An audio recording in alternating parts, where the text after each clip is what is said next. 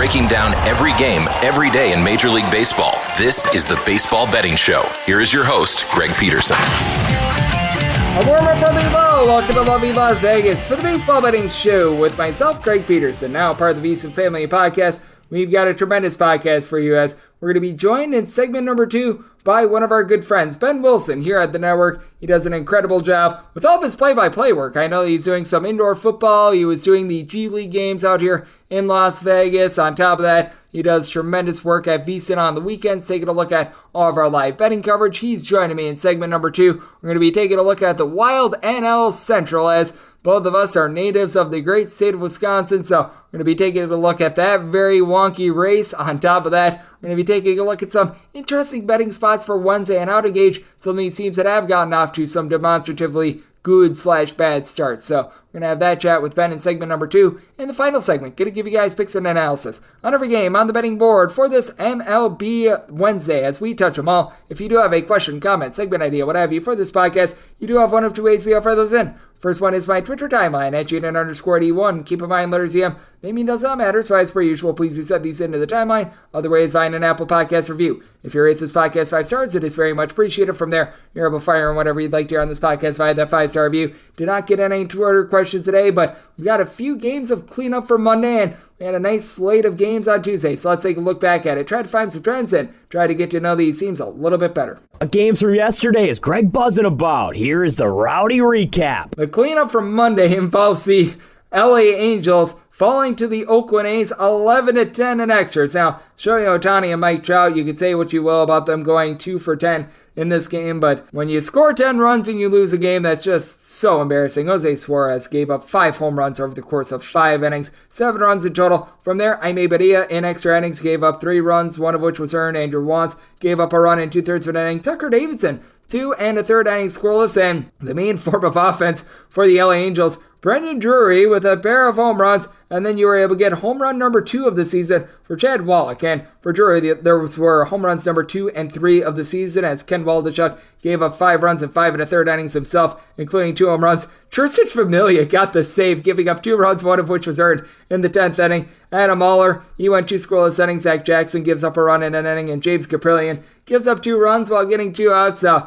this game was absolutely all over the place. You saw the San Francisco Giants break the curse of Sunday Night Baseball. They completely shut out the St. Louis Cardinals 4-0. Unsure of how the game from Tuesday panned out because of Greg Peterson experience. That is from midnight to 3 Eastern time, so I have to pre-record this, and we are not currently having a final in the Giants versus Cardinals game since that's a late night game. But for Jordan Montgomery, he lost while giving up 1 unearned run in 6 innings. Drew Verhagen from there gives up 3 runs in an inning, including a home run before Jordan Hicks is able to hold it down with a scoreless inning as J.D. Davis got his 5th home run of the season. But Alex Cobb was magnificent. Complete game shutout. He gives up 6 hits along the way, so that was big for the San Francisco Giants, and it helped out with the bullpen, which has been terrible this year. They didn't have to enter in the game, and then for the years in the Diamondbacks, they got the job done 5-4 against the Kansas City Royals on Monday with Ed Olivares getting a home run early on off of Tommy Henry. 2nd home run season for Henry. 4 1/3 innings, gave up 3 runs, all of which weren't including that home run, but bullpen was solid. Miguel Castro gives up a run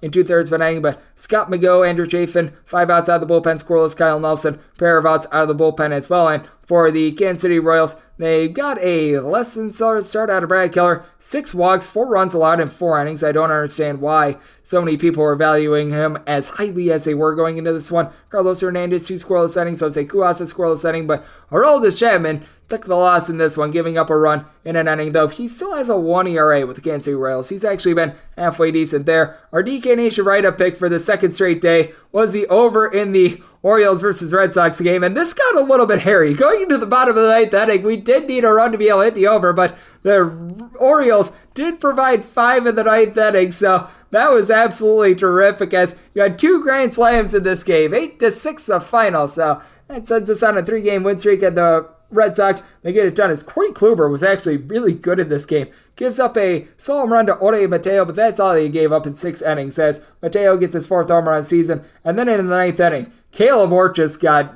banged around as he gave up that grand slam to Cedric Mullins, his third home run of the season, and then you had Gunnar Henderson get his second home run of the season. For Ort, he gives up 5 runs, 4 of which were earned in a third of an inning. Josh Witkowski, 2 scoreless innings, and then Kenley Jansen had to come on to get the save. So that was terrific. And then the grand slam that was able to send the Red Sox over the top from Jarren Duran as he goes deep for his first of the campaign. As for Baltimore, Kyle Bradish, just not a good start. He got 7 outs, and he gave up 7 runs, all of which were earned. Bullpen from there did their part. Austin Voth gives up a run in 3 innings. Michael Baumann, 2 2/3 innings scoreless. Cianel Perez, he was able to give a scoreless inning, but DK Nation right up pick hits, and we get the over, and the Boston Red Sox, they're able to get the job done, as every team in the AL East right now has a winning record. The Pittsburgh Pirates completely choked this game away against the LA Dodgers. They are up at 1 point by a count of 7-2, and they lose by a count of 8-7. For the LA Dodgers, it was Mr. Chris Taylor who was able to get his 5th home run of the season that sent the team over the top. As for Pittsburgh, Yohan Oviedo left in there a little bit too long. Gave up 5 runs, 4 of which were earned over the course of 5 1/3 innings. Robert Stevenson, pair of outs out of the bullpen. You did have a scoreless inning out of Jose Hernandez along with Wayne Underwood Jr., but Colin Holderman gives up that home run to Taylor. 3 runs in total over the course of his inning, and Andrew McCutchen, he went deep off of Noah Thor Syndergaard, who has not looked good this year. His 5th home run season for Syndergaard, gives up 7 runs over the course of 4 innings. Was thinking we were going to see some progression out of the Dodgers bullpen. How about this for progression? Shelby Miller, Caleb Ferguson, Yancy Almonte, Evan Phillips, Victor Gonzalez all lend a scoreless inning for the Dodgers to be able to get that one in. The Colorado Rockies, another win on the road. They take down the Cleveland Guardians by a count of 5-1, and the Guardians, they have now scored 3 runs or fewer in 6 out of their last 7 games, so that's not necessarily gone great for them. As for Colorado is Charlie Blackmon, who is really supplying the boom. He got his 2nd home run of the season off of Peyton Battenfield. Battenfield gives up 4 runs over the course of 4 2/3 innings, including that home run on Yel de los Santos. Gives up a run in 1 1/3 innings. James Karinchak, scoreless inning, and Connor Pilkington, 2 scoreless innings, but nothing doing for the Guardians off of Ryan Feltner with his 2nd straight good start. 1 unearned run given up in 6 innings, and he has given up 0 earned runs across his last 2 starts. Brent Suter, 2 scoreless innings, and Justin Lawrence was able to lend a scoreless inning as well. He saw the Cincinnati Reds once again take down the Texas Rangers by 1 run, 7-6 a final, as this has been a very wild series with the pair of games that have ended 7-6. As for the Rangers, trio of home runs in this one. You had Nathaniel Lowe go deep for his 3rd home run of the season. Luke Weaver serves one up to Marcus Semien, his 5th home run of the season. And then it was home run number 1 of the campaign for Josh Smith, as Weaver gave up all 3 of those home runs, 6 runs in total over the course of 5 2/3 innings. But you had Derek Law get 4 outs out of the bullpen, scoreless. Javier St. Martin, Alexis Diaz, they both lend a scoreless inning. And the Reds, they went 6 of 12 with men in scoring position, putting up a 6th spot in the 8th inning. The Texas Rangers in this game blew a 6-0 lead that they had in the bottom of the 7th inning. If you take a look on ESPN, it always tracks win probability. I haven't seen it yet. I would have to think that they were right around 99, as Martin Perez did his part. 1 unearned run given up in 6 1/3 innings. From there, you had a pair of outs out of the bullpen from Jonathan Hernandez, but a Rangers team that entered in the night in the top 5 in terms of bullpen here in the big leagues, they aren't there anymore, thanks to Cole Ragans and Ian Kennedy giving up a combined 6 runs in their inning of work. Ragans giving up 5 of them, so that was less than terrific. The Tampa Bay Rays entered into Tuesday with a just sterling 20-3 mark. You figured there was going to be some regression, and there was. Rays get shut out 5-0 by the Houston Astros, as Luis Garcia was magnificent in this one. 6 scoreless innings. From there, Phil Maton, Rafael Montero, Ryan Presley all lend a scoreless inning. And for the Houston Astros, they go 4 of 10 with men in scoring position, getting to Drew Rasmussen, who gave up all 5 of those runs in 4 2/3 innings. Bullpen still did their part. Jason Adams, Jalen Biggs, Colin Boucher, I'll give you a scoreless inning. And Ethan Embry, 4 outs out of the bullpen, scoreless, but can't win if you can't score, and the Rays, they were unable to score. The Seattle Mariners had a little bit of a change of plans with their starters as they trotted out their Marco Gonzalez, and Gonzalez got the team to the window, 5-3. The final for Gonzalez gives up a solo home run over the course of 5 innings, and that was it. Matt Brash should give up a run in his inning of work, and Paul Sewald a run in his inning, but Gabe Spear, Justin Topa, they keep things clean in their innings of work, and the Seattle Mariners get this win with a pair of home runs off of Bailey Falter. Jared Kelenic, 7th home run season. Teoscar Hernandez, his 6th. For Falter, lived up to his name, giving up those 2 home runs, 4 runs, 3 of which were surrendered in 6 innings. Connor Brogdon gives up a run in that inning. You had a pair of scoreless innings out of Junior Marte, of the Marte Parte, and Andrew Vasquez, but for Armando Sosa, he was really the main form of offense. 3rd home run season off of Marco Gonzalez, and that was about it. We're doing this as a lot of these games are just going final as the Blue Jays, they get the 7-0 win over the Chicago White Sox. This White Sox team is now 7-17. Mike Clevenger got lit up like a Christmas tree. 6 runs surrendered over the course of 5 innings. He allowed a home run to Danny Jansen, his 2nd home run season. Then Jansen would also go deep off of Tanner Banks for his 3rd home run of the campaign, as Tanner Banks went the final 3 innings, giving up just 1 run. But Jose Barrios, good Jose Barrios, showed up in this one. 9 punch-outs, 7 scoreless innings. Nate Pearson a scoreless inning, and then Anthony Bass. He did not find himself in a poppy situation. He was able to get a scoreless inning. The Washington Nationals, it looks like, are going to be able to get to the window on this one. Doing this in the top of the 9th inning. They are up by a count of 5-0 on the New York Metropolitans. As for the Washington Nationals, Josiah Gray, tremendous in this one. 9 punch-outs, 6 scoreless innings. Mason Thompson has left 2 scoreless innings as well. Keibert Ruiz, he went deep for his 2nd home run season. That came off of Jose Buto. For Buto, gave up 2 runs in 4 2/3 innings. Jacob Iacobonis from there, he yacked this one up, giving up 3 runs over the course of 2 innings before Adam Ottavino had to come in for the 9th, and Tommy Hunter gave 1 1/3 innings scoreless. The Minnesota Twins take it to the New York Yankees by a count of 6-2, as it was Byron Buxton who was able to go deep in this one for Minnesota. That is home run number 4 of the campaign for him, and he also had Trevor Larnach get a home run, his 3rd. The Buxton home run comes off of Nestor Cortez, as Cortez did not have it in this one. 4 runs, 3 of which were earned over the course of 5 innings, and then the other home run comes off of Ron Metanacchio, who I really like out of the bullpen. 2 runs surrendered over the course of an inning for him. You did get 2 scoreless innings of Nick Ramirez for the Yankees, but not a lot doing for the offense once again. It has been very tough sledding without Giancarlo Stanton for them, and the New York Yankees entered into the night actually the top under team in all baseball. This total closed right around 6-7, which is why this game went over, as Joe Ryan did his part to be able to try to preserve this total under, as he went 7 innings, giving up 2 runs, 1 of which were earned before Jorge Lopez and Yohan Duran were able to give you scoreless innings to be able to close that out. But it has been very much an under team thus far this season. The Atlanta Braves, they have been very much a team that has been able to light things ablaze with their offense, and they were able to get it done by a count of 7-4 over the Miami Marlins. Braves, by the way, 13-9-1 to the over thus far this season, as Brian Hoying go 3 2/3 innings, giving up 4 runs. He had a rough start, as you have from there Steven Okert, 1 1/3 inning scoreless. Andrew Nardi gives up a run in an inning, as he allowed a home run. Going deep off of one Mr. Nardi was Ozzie Albies, his 6th home run season, and then Tanner Scott will give up a pair of bombs. Another one to Ozzie Albies, his 7th home run season, and then Eddie Rosario also goes deep off of Scott, his 3rd home run of the campaign, as Tanner Scott gives up those 2 home runs in his inning of work. You had also a scoreless inning from Devin Smeltzer, but for the Miami Marlins, been rough with their offense, so they did get a pair of home runs in this one. Jesse Chavez, who has been less than trustworthy for the Atlanta Braves, gives one up to Yoli Gurriel, his 2nd home run of the campaign, and then his home run number 4 of the season for Jazz Chisholm, going deep off of Charlie Morton. For Morton, gives up with just that home run over the course of 7 innings. He's got some pretty dramatic home run road splits in recent years. Dylan Lee to give up 2 runs in a 1/3 of an inning out of the bullpen. Colin McHugh back off the injured list, got a pair of outs out of the bullpen before Jesse Chavez allows that solo home run. Doing this as this game is still a little bit in the balance, but the Chicago Cubs, they're going into the 9th inning up by kind of 3-0, so we shall see if they're going to be able to pull this one out. But for Blake Snell, not a terrible start, not a great start. Gives up a solo home run over the course of 5 innings, as it was Yan Gomes who went deep for his 5th home run season, actually a 2-run shot. But for Justin Steele, he allowed absolutely nothing in his 5 1/3 innings. Edbert Alzolay was able to give you a pair of outs out of the bullpen. Mark Leiter, Keegan Thompson, they were both able to give you a scoreless inning. And for the San Diego Padres, Luis Garcia, a scoreless inning out of the bullpen. Steven Wilson, he had his hiccups as well, so we shall see if they're going to be able to pull that one out or not. As I am doing this, the Angels very early on in their game against the Oakland A's up by a count of 4-1, as for the Oakland A's. They trusted young Mason Miller with a start. He's already given up 4 runs on 5 outs, so we will see how that one shakes out. And then the Milwaukee Brewers, it looks like it's going to fall to the Detroit Tigers. They're down 4-3 going into the 9th inning with Kerry Carpenter going deep off of Eric Lauer for his 4th home run season. And for Eric Lauer,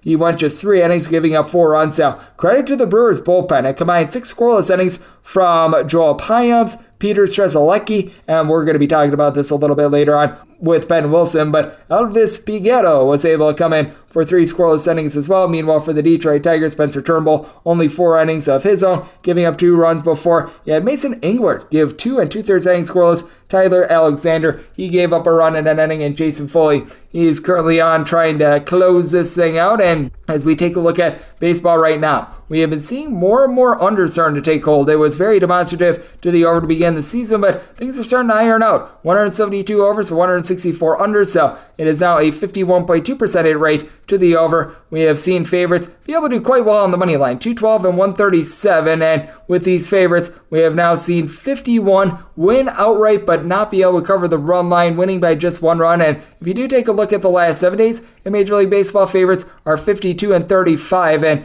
you have seen 13 of them fail to cover that run line. And overall, in the last 7 days in Major League Baseball, lots of unders. Bookmakers have adjusted 45 unders to 35 overs. So that's what we're seeing in baseball right now, and that's what we all got on Tuesday. Now let's take a look at the NL Central, and let's take a look at this great game with our good friend Ben Wilson over at VSIN. He joins me next right here on the Baseball Betting Show with myself, Greg Peterson, now a part of the VSIN Family Podcast. Are you ready to become a winning sports bettor? Schedule a call with SBIA to find out how their service can make you a long-term winning player. They've developed an innovative algorithm that maximizes units return, and they are so confident in their system that they offer a money-back guarantee. Sign up by October 31st and get their MBA package at no cost until they reach 10 net units. They treat sports betting like a business. So if you want to learn how to make your sports betting dreams a reality, visit them at SBIA1.com and check them out on social media at SBIA Sports. Breaking down every game, every day in Major League Baseball. This is the Baseball Betting Show. Here is your host, Greg Peterson. And we're back here in lovely Las Vegas for the Baseball Betting Show with myself, Greg Peterson, now a part of the VSIN Family Podcast. It is great to be joined by our guest as Ben Wilson does an absolutely incredible job of taking a look at so many things. He is really a 5-tool guy when it comes to all of his play-by-play broadcasts, as he's done a great job on the front of college basketball, indoor football, baseball, you name it, he does it. You've seen him on ESPN Plus, Fox Sports. You've seen him for the G League, so he does a little bit of everything there, and you're able to catch him every weekend on VSIN. I know that he and Danny Burke do a great job with our live betting shows on Saturday and Sunday, and to be able to catch Ben Wilson on Twitter, that is at Ben_Wilson_1. So it's first and last name with a pair of underscores and then the number 1. And Ben, always great to have you aboard. Thank you. You're the best introduction man in the podcast business. You even went as far as to list the 2 underscores in my Twitter handle and where to insert them. So job well done, my friend. Always great to be on with you. Absolutely. It's always great to have you aboard, and it's always great to be joined by a man from the great state of Wisconsin. And Ben, what have you made out of this start that we have seen, not just for the Milwaukee Brewers, but the NL Central? Because I thought coming into the year, there was the potential that the Cubs could be the number 2 team in this division. And hey, they're off to a relatively solid start as well. But for the Milwaukee Brewers, they've done a nice job this season, starting off 15-8. And they weren't even the best team in their division going into Tuesday, because that moniker went to the Pittsburgh Pirates at 16-7. And other than the Cincinnati Reds being 8-15, this entire division has just felt very, very insane and flipped on its head. Totally wacko. You're completely right, Greg. And it's funny. On the one hand, I look at the data where we're at and go, all right, we're basically at the equivalent of the end of week 1 in the NFL season. Like, there's really no way you can make a definitive statement about any of these teams. But at the same time, I think back to these preseason expectations and how sometimes we just get so enamored in the betting market, and you sort of tie those expectations to those teams and you become somewhat hesitant to get off that preconceived notion. White Sox, the best example of any of those teams last year.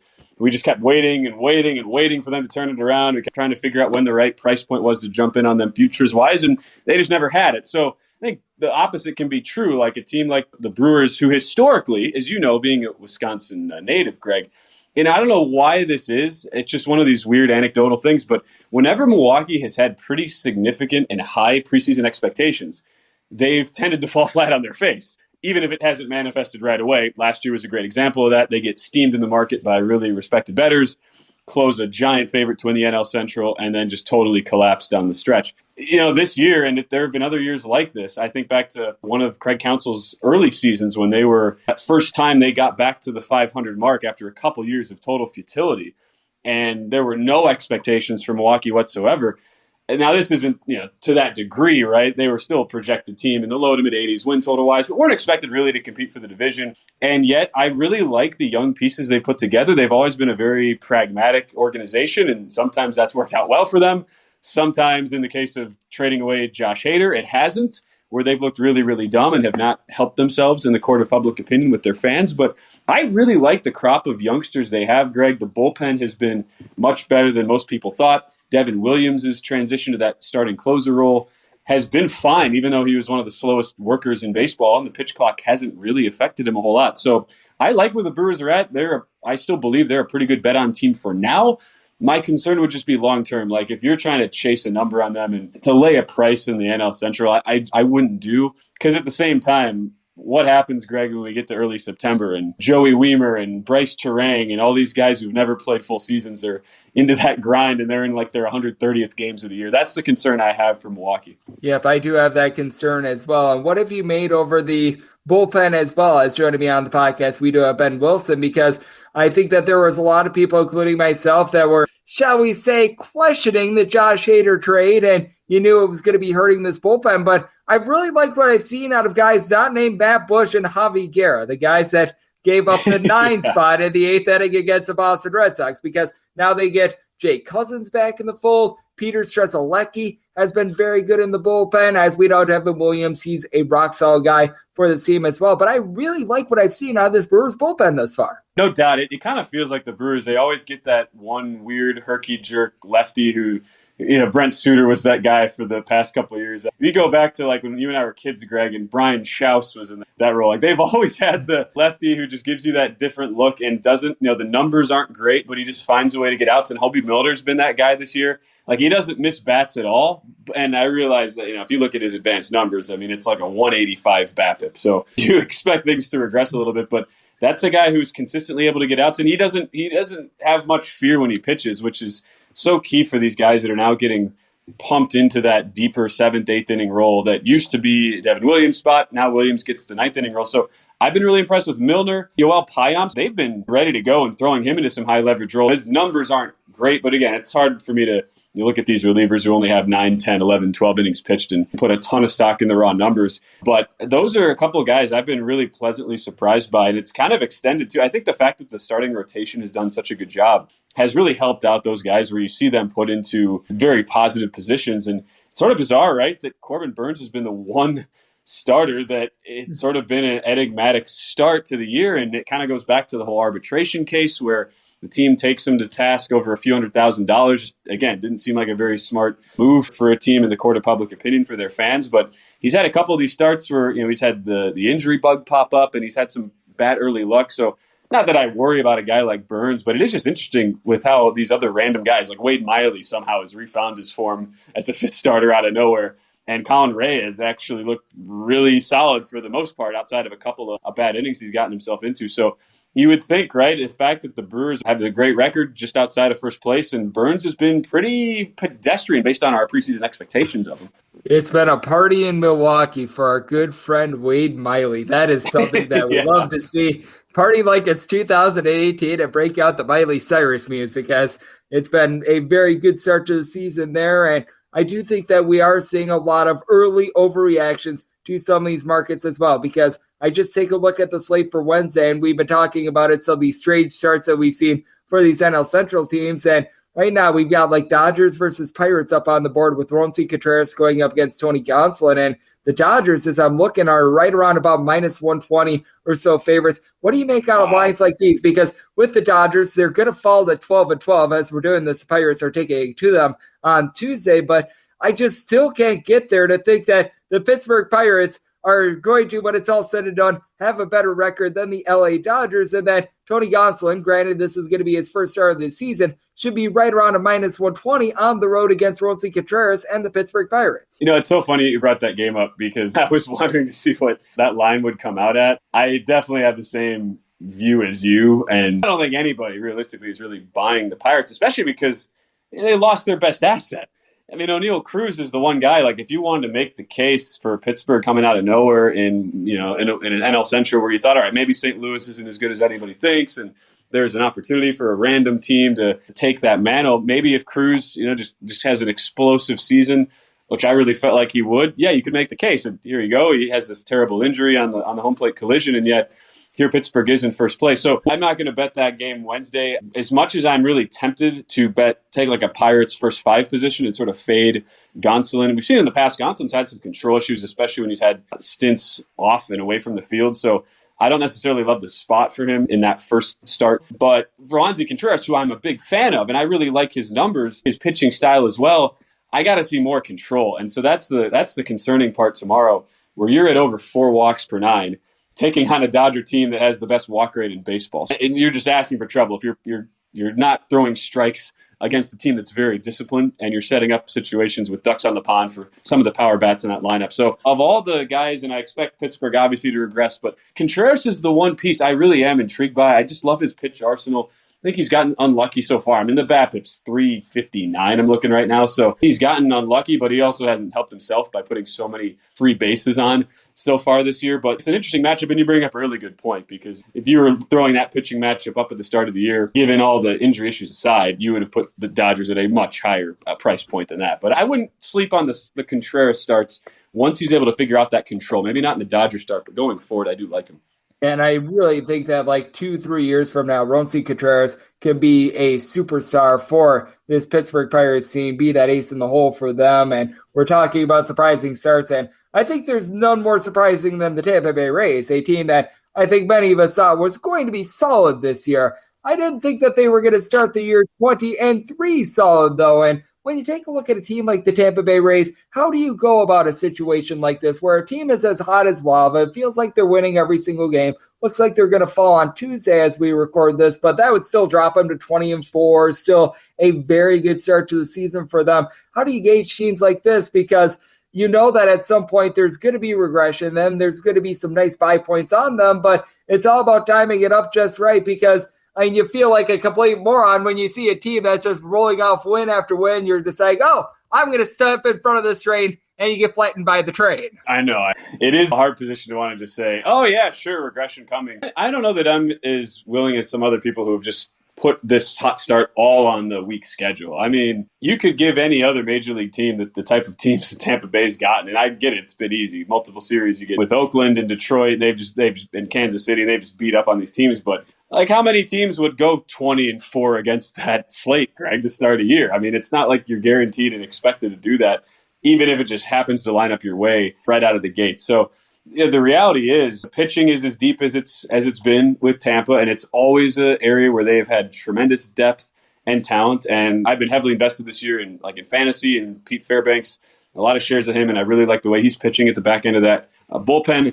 Usually Tampa is one of those closer by committee type situations, but with who they have, I don't just see this being like a 1987 Milwaukee Brewers, where remember that team started 13-0 and then missed the playoffs and had a 13-game losing streak in there. I don't see this team that way. I still think they're built generally for success. I mean, the regression is going to come because the schedule will get much tougher, and you're in an AL East where, as we're recording, every single team's 500 or better right now. So the guy who I'm interested to see just in his continued development is Zach Eflin, who I've always sort of been partial to. I really liked him even back when he was a youngster. Like, I remember being high on him like as a rookie in Philadelphia, and things just didn't really work out. He was a guy who would miss a lot of bats, but also gave up a ton of hard contact. And I don't know how you feel about him, Greg, but he's a guy who isn't walking anybody. He's not giving up any significant contact right now. Not, really, it's the best ground ball rate of his career. First time he's gotten over 50% inducing ground balls in a sub-3 ERA. So you expect some of the regression to happen, but for an individuals in a new situation like Eflin, who is now getting to work with a really good pitching coach type staff, I do believe in a guy like that. It really helps supplement the other arms they have when you think about how good Shane McClanahan's been. Yeah, Shane McClanahan has been amazing. And for Zach Eflin, I've always thought that he was an okay pitcher that was just very inconsistent. You always just wait for the bottom to fall out on Zach Eflin, and at the same time, if he's having a really rough go of it, you're thinking, all right, at some point he's going to be able to build himself back up as well. So he's always been a very up and down sort of pitcher, as we are being joined by Ben Wilson, who does great work over here at VSIN. And Ben, we've touched upon a few teams that are going to be of intrigue on this Wednesday. Is there any games that you're taking a look at that maybe we haven't mentioned yet, whether that be a game or two that you're going to be looking to bet, or just a team or two that you want to see a little bit more from because they've been a bit befuddling here in the first month of the season? This wouldn't really apply, but we're watching a series, and as we're recording, they haven't started yet their Tuesday game, but two teams that have just been so disappointing, and the Cardinals and the Giants. And so I've been paying pretty close attention to both of those teams, especially how closely I'm following the NL Central, being a Milwaukee native and everything, and just wanted to see are the Cardinals going to turn this around. But San Francisco has been so befuddling, where they go from one of the best defenses in baseball to just god-awful last year. And I bring this up because I'm as big a Logan Webb fan as anybody, and he'll pitch later on in the week. So this won't be tomorrow. It's Mats versus DeSclafani here for the Wednesday game. And it's about a pick. I mean, I don't know how you could really have any conviction backing one team or the other with how bad both teams have looked. But will the Giants ever figure out their defense that has suddenly just escaped them? And I'm sure a lot of people were watching Sunday Night Baseball and a national spotlight, and Michael Conforto's just dropping routine fly balls, and the bullpen sucks. Like the third worst fielding defense right now, bottom 6 bullpen. Logan Webb is a guy who traditionally has a lot of balls put in play, good ground ball pitcher, and was just getting screwed by his defense last year. And the expected and fielding independent pitching numbers were all super low, and it looked like he had all this great positive regression coming his way that just never happened. Well, this year's been an interesting case study because his strikeouts are way up, and he's missing a lot more bats, but he's still getting the unfortunate lack of luck when you think about the lack of defense around him. So I've been looking at Webb from the strikeout prop perspective, and I don't know if this is something actually tangible, Greg, like if he knows he's got to miss more bats, or if he's tweaked the arsenal in a legitimate way to kind of counteract that. But how weird is it that San Francisco, it's like they've just forgotten how to play defense now 2 years running. It's almost like Webb, if he's not striking out 8-9 guys, you just don't feel like he's got a really good chance to actually win a game if you're betting him pre-flop. It's been really rough for the San Francisco Giants thus far this season. And DeSclafani is going to be on the bump for Wednesday. He's been legitimately one of their best starters, and I just can't bet Steven Matz. These St. Louis Cardinals are 0. Yeah. The Cardinals are 0-4, and Steven Matz starts this year, and he is by far the weak link in that rotation, and they've got Miles Michaelis in that rotation right now as well. So that has been rather rough, but a man that he is an ace when it comes to our rotation here at VSIN, a man that is able to do a tremendous job taking a look at a little bit of everything. That'd be you, Ben. I know that you've been doing a lot of play-by-play out here in Las Vegas. I know that you were doing the play-by-play for our G League team out in Las Vegas. I know that you do some indoor football as well. I know that you do college basketball, baseball. If women's flat track roller derby was out here in Vegas, I know that you'd be doing that as well. So love the good people at home. No, it's all on tap for you, and how people can follow along on social media and other platforms. Yeah, I appreciate that as always. You're doing the arena football right now, so calling those games for the Vegas Nighthawks. But baseball-wise, excited for college baseball playoffs. I usually do a lot of our VSiN content on betting college baseball postseason, which is a fun time for me. It's nice because you get a head start, early look on a lot of these prospects. As you know, Greg, I mean, a lot more guys now are coming through college baseball into the major league ranks. So I really enjoy that part of it. And I'll be calling the college baseball postseason. I always do the WAC tournament regional for ESPN Plus. That'll be in about a month here in Mesa, Arizona. So a lot coming fast and furious, and obviously hosting as well on the weekends for VSiN with Danny Burke. We're on 7 to 11 p.m. Eastern time, Saturdays and Sundays. So a lot of good stuff going on. As you know, Greg, never really a downtime in the sports betting world. No, there never really is. You get a few days off for Christmas Eve. You get a few days off for the All-Star break, and that's about it. And a man that does a great job staying active, a man that does a great job on the front of so many sports is Ben Wilson. Always great to be able to get him aboard on the Baseball Betting Show, now part of the VSiN family podcast. And coming up next, it is that time of the podcast. I give you picks and analysis on every game on the betting board for this MLB Wednesday as we touch them all.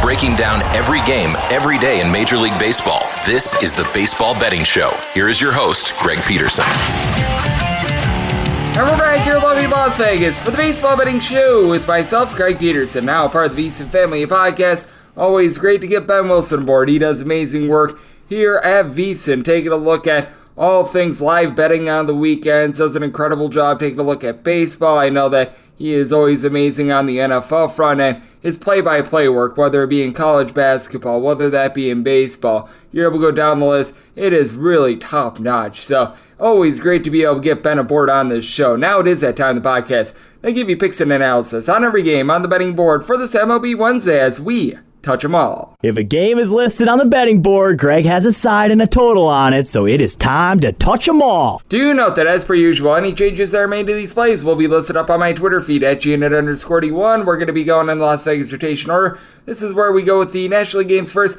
then the American League games, and any interleague games, since they're going to be at the bottom. That'll keep things all nice, neat, clean, and easy. So without further ado, let's dive in on this first game of 901-902 on the betting board. The LA Dodgers hit the road face-off against the Pittsburgh Pirates.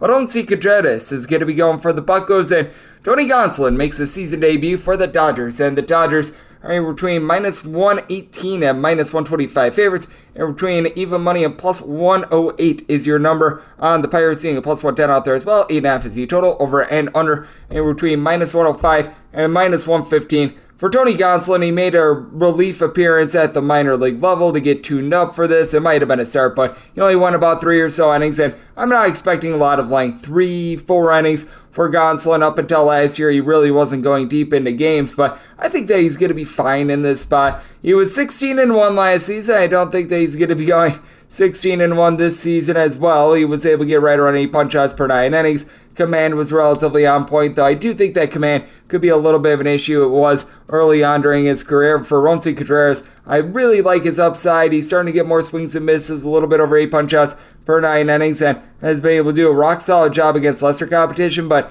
in his step-up game against the Houston Astros a few weeks ago, did give up 7 runs in that one, so I do have a little bit of concern. And for Oroncy Contreras, the big thing for him last year is that he was giving up a lot of hard contact. Last year, about 1.25 home runs per 9 innings. He's yet to give one up this year, but then you go up against an LA Dodgers team that they entered into the series number 1 in the National League in terms of home runs, not necessarily moving the line a whole heck of a lot, but you know that these guys are going to start to hit, as you've got David Peralta, Jason Hayward, Austin Barnes, Chris Taylor, guys like this, only below at 215, and a lot of these guys are not necessarily the world's greatest, but I do think that you're going to see an uptick there. But guys at the top fold have been terrific, as you had going into yesterday, Max Muncy leading the league with 11 home runs, James Outman, 7 bombs, sitting above a 3-iron. Mookie Betts, Freddie Freeman, they're starting to come around. And then for the Pittsburgh Pirates, got to think that the Oneil Cruz injury is going to come back to bite them. You do have a trio of guys in Rodolfo Castro, Carlos Santana, and Jack Swinitsky, who entered into yesterday hitting between about a 250 to a 260. And I really do like Connor Joe. I don't think he's going to hit a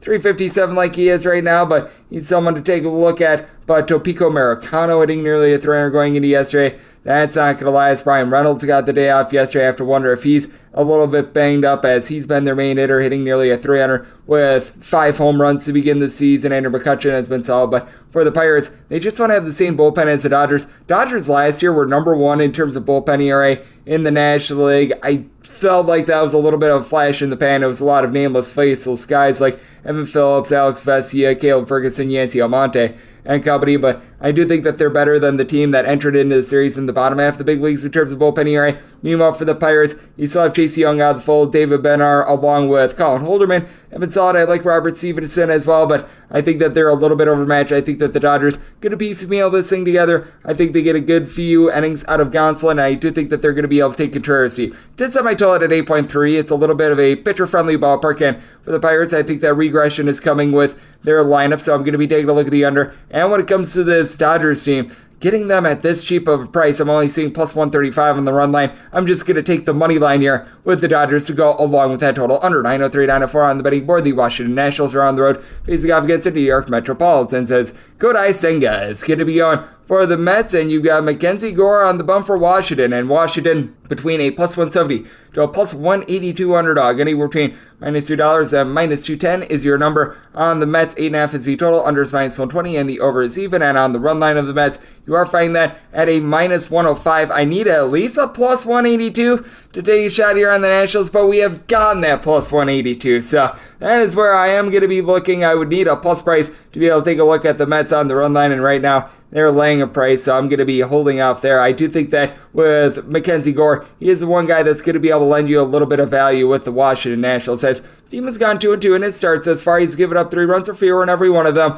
Walks are an issue. He has given up 4 walks in 3 out of his 4 starts. Overall, 14 walks in 21 innings. I do think that he's going to be able to rein that in, though, and he has been able to get a little bit north of 10 strikeouts per 9 innings. He was very good when he was with the San Diego Padres prior to the elbow inflammation. First 9 starts with them before the issues popped up. He had a .150 ERA, so he's legitimately a nice tosser, and then he's backed up by a bullpen that since the All-Star break of 2022 is in the top 10 in terms of bullpen ERA. Hunter Harvey, Carl Edwards Jr., Rasmus Ramirez, Mason Thompson, all guys with a sub-3.4 ERA last season. And for the Mets, they entered into the series in the top 6 in terms of bullpen ERA. David Robertson and Brooks Raley have been good additions for this team, but now their depth is being tested with having to trot out there Jose Buto yesterday, Adam Ottavino. He's relatively okay. Drew Smith, you do like what he's providing as well. And for this Mets lineup, you've got Mr. Pete Alonso, who entered into yesterday with 10 home runs. He has been absolutely tremendous, but you do have some guys that they need to pick it up. Eduardo Escobar, Francisco Lindor,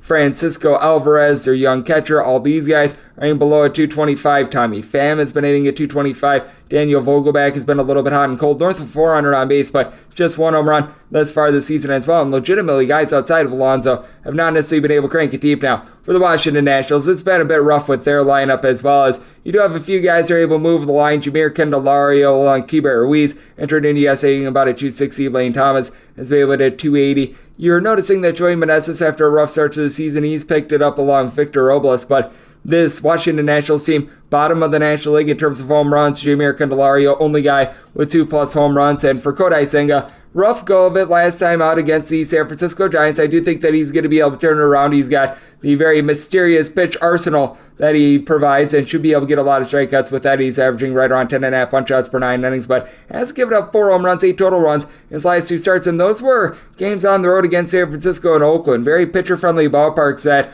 are tough to be able to crank it out in. So I do have my concerns there. I do think that Mackenzie Gore going to be able to do a solid job in this spot, be able to keep this total under, as Washington Nationals have not necessarily been able to crank out the deep ball. So a little bit less concern here for Senga, but at a plus 182 or greater, I'm going to be willing to take a look at the Washington Nationals in this ordeal. Set my total at an 8.3, so you're at 8.5. Also diving under 905, 906 on the betting board. It is the Miami Marlins. They are hitting the road face-off against the Atlanta Braves. Bryce Elder is going to be going for the Bravos, and Sandy Alcantara is on the bump for Miami. Miami is anywhere between plus 130 and plus 138. Meanwhile, anywhere between minus 146 and minus 155 is your number on the Atlanta Braves. 8 to 8.5 is your total. On the 8.5 under is minus 120. The over is even on the 8. Over is between minus 115 and minus 120. The under is anywhere between minus 105 and minus 110. Semi-total is 7.3. I'm going to be taking a look at the under in this ordeal, but at the 145/146 I'm seeing right now, that is a max I'm willing to lay. I set the Braves at a minus 146 for Sandy Alcantara. He was the Cy Young Award winner last season, but they pretty much had to skip his last start. Last time he went out there was on the 16th, so we're a full about 10 days removed from his last start, and just does not look sharp. 3+ runs surrendered in 3 out of his 4 starts thus far this season. Not a lot of walks. He's only given up 2 walks in his last 3 starts, but I mean, you're just noticing that the way that he was able to get those outs last season, he just hasn't been able to this year, and he wasn't a high strikeout guy last year.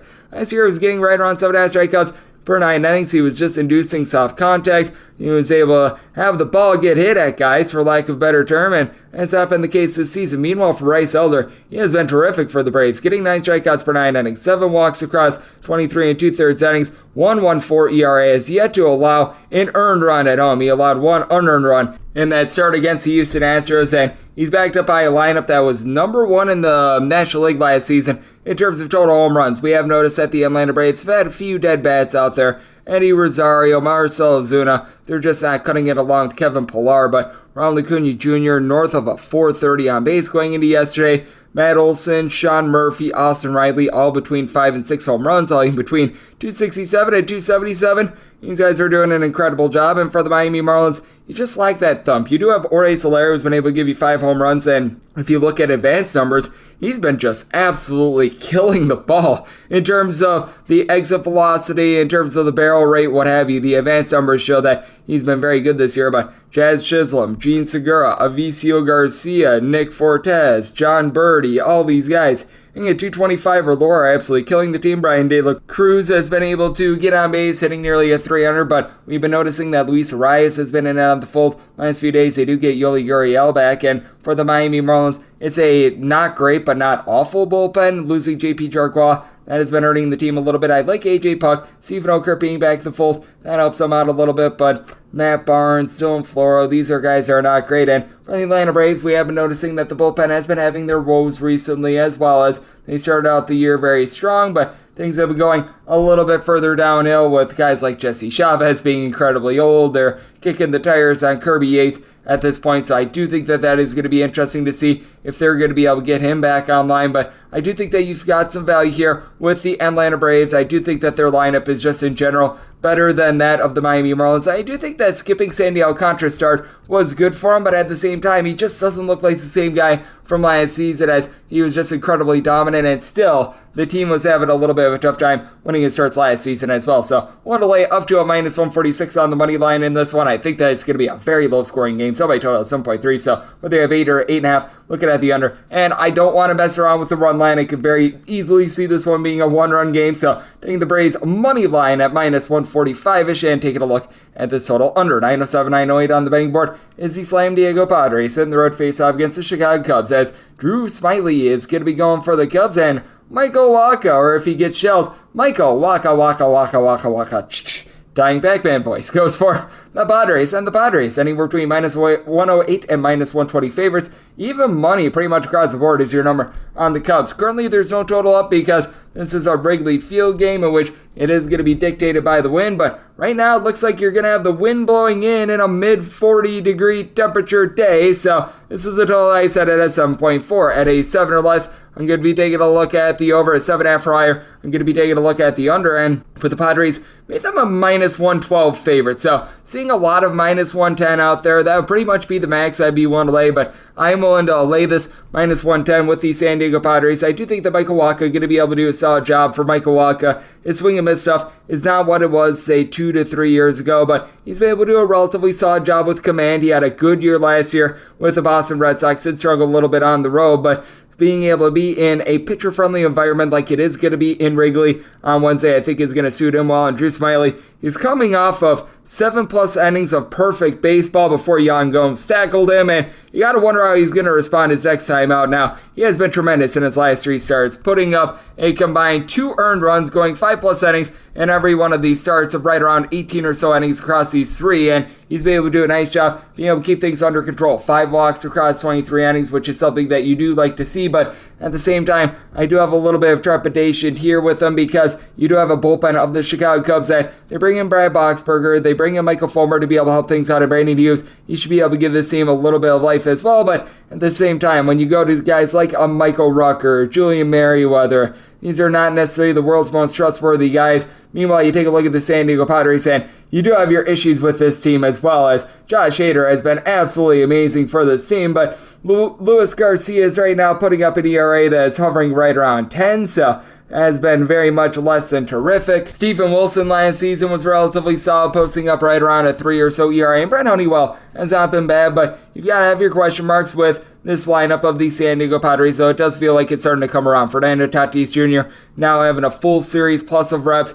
I think that that is going to be doing him some good. You've got Xander Bogaerts, who has been incredible this year, going into yesterday, hitting at 330, providing 5 home runs. Juan Soto has been lost at the plate, hitting right around at 200. I do think that he's going to turn around. Manny Machado, 1 home run in his first 90 at-bats, hitting at 220. This is not going to last the entirety of the season. And for the Chicago Cubs, they've done an incredible job of getting on base, but really only Patrick Wisdom has been able to provide that home run power. As going into yesterday, you had Nico Horner, Nick Madrigal, Ian Apt, Dansby Swanson, C.A. Suzuki, all hitting at least a 299 for this bunch, and now they get back in the fold. Nelson Vasquez as well does a good job of being able to move the line, but for Patrick Wisdom, 9 home runs thus far this season. Yan Gomes has 4, and then past that, not necessarily a whole lot of power, though. Cody Bellinger starting to look like that old MVP self of his. So a little bit of an interesting spot. I do think that this has the potential to be a little bit of a letdown here for Drew Smyly and the Chicago Cubs. So one to lay the -110 that I'm seeing with the San Diego Padres. Like I said, in terms of a total, Wrigley Field wind is going to be determining what we get in the AM. But at a 7 or less, I'm looking at an over 7.5 or higher. We're going to be taking a look at this total under. Now we get my DK Nation write-up pick. This is 909, 910 on the betting board. The St. Louis Cardinals,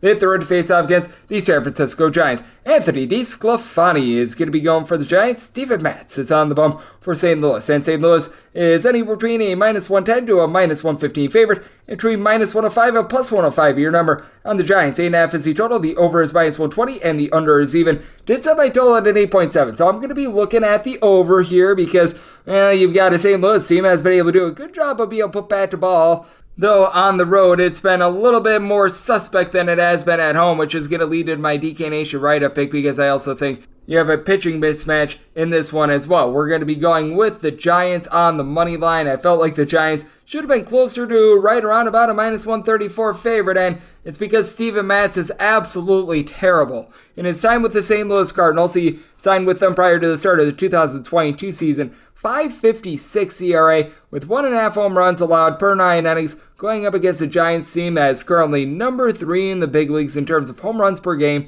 and home runs on a per at-bat basis. 8 separate guys going into Tuesday with at least 3 home runs thus far this season. I keep saying it with the Giants. I'm not sure if anyone is going to be getting really north of 30 home runs this season. If there is a chance of having that, it's J.D. Davis, who entered into yesterday with 5 home runs and is also hitting a 304. This for a Giants team that has had a little bit of a tough time moving the line, but Mike Yastrzemski hitting a 280 is promising. Theory Estrada above a 300. That's nice as well, but lots of sheer power with this team. And then with the St. Louis Cardinals, they're hitting right around about a 285 or so at home going into yesterday. Number 2 team in terms of batting average at home.